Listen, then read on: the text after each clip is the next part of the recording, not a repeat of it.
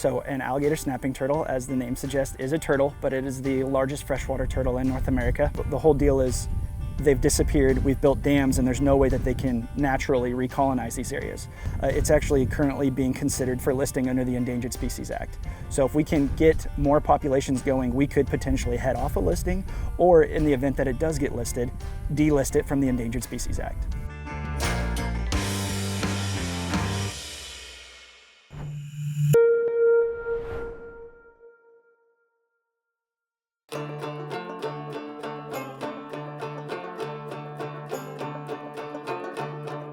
We are doing an alligator snapping turtle release here on the Neosho River. This species used to be native to southeast Kansas. It's kind of the extreme northwest extent of its range, and the last one was caught in the early 90s, so we're hoping to reintroduce and establish populations again.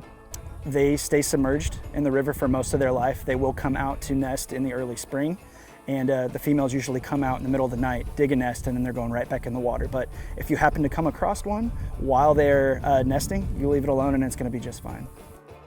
They went from being spread throughout the eastern third of Oklahoma and Kansas to just 4 isolated populations in eastern Oklahoma. The reason for that decline was industrial and commercial harvest of the species, and then habitat fragmentation through impoundments, which would not allow those populations to recruit up or downstream from each other. So alligator snapping turtles historically occurred basically throughout all the rivers that drain into the Gulf Coast, with the heart of the population being the Mississippi River drainage. So we are on the very western edge of their distribution.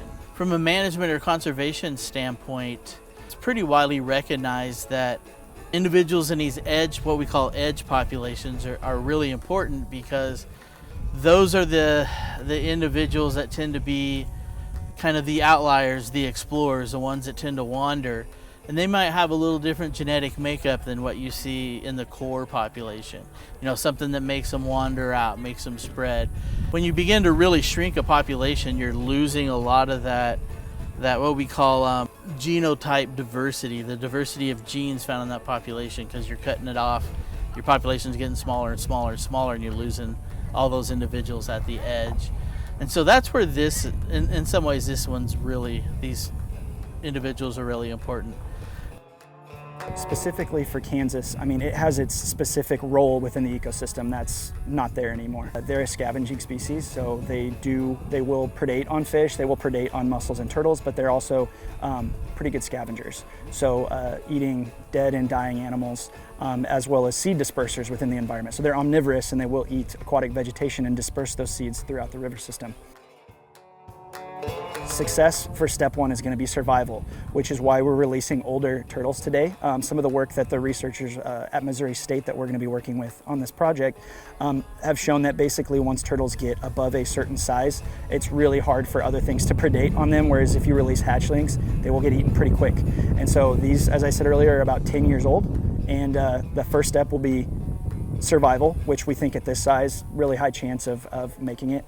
And then in about 5 to 10 years, going back and seeing if they're reproducing, because these individuals, while they are 10, are not sexually mature yet. So once they get to that stage, we're going to be looking for nesting behavior, as well as I know that there's some actually sonogram work that some of the folks at Missouri State will do to see if they're actually forming egg tissues. So the Neosho River obviously is fragmented up pretty good between major reservoirs and smaller water supply, low head dams. And so this fragment that we're releasing in the men today is actually, I think, the second or third longest fragment, which gives them a pretty wide stretch of unimpeded river to disperse. So we'll release at these discrete sites and small groups of turtles, but we're hoping they disperse throughout that fragment of river, and really hope that maybe some actually move downstream a little bit. Obviously, upstream movement for a turtle of this size is difficult, especially with a large dam, but maybe there's a hope that they can disperse downstream, and if not, we can always do more reintroductions in those other segments.